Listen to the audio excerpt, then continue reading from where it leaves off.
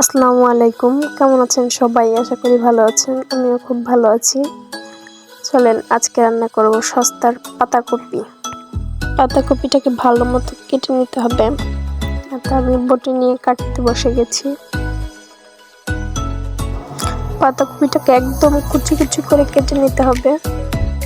একটু ছোট করে কেটে সেটাকে আরো একদম কুচি কুচি করে নিচ্ছি।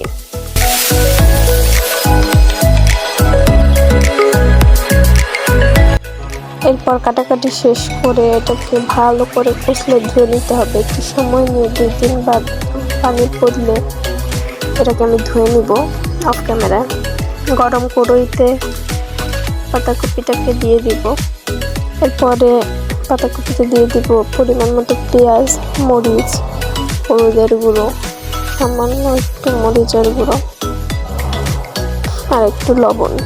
বাঁধাকপিটাকে সেদ্ধ করার জন্য একটু পানি দিয়ে দিব, বেশি না, এমনি এটা থেকে পানি ছাড়বে, এতে অল্প পরিমাণেই দিব। দিয়ে এটাকে নেড়ে হালকা একটু নেড়ে এটাকে ঢেকে দিব। 5 মিনিট জাল করার পরে এতে দিয়ে দিব কয়েকটা ধনিয়া পাতা, দিয়ে একটু নেড়ে দিব।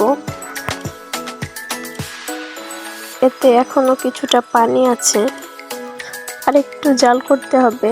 আর পানিটা টানার জন্য আর একটু জাল করবো, এতে পানিটাও টেনে যাবে, ধনিয়া পাতাটাও সেদ্ধ হয়ে যাবে। এতে ধনিয়া পাতাটাও সেদ্ধ হয়ে গিয়েছে, পানিটাও সম্পূর্ণ টেনে গিয়েছে। এবার এটাকে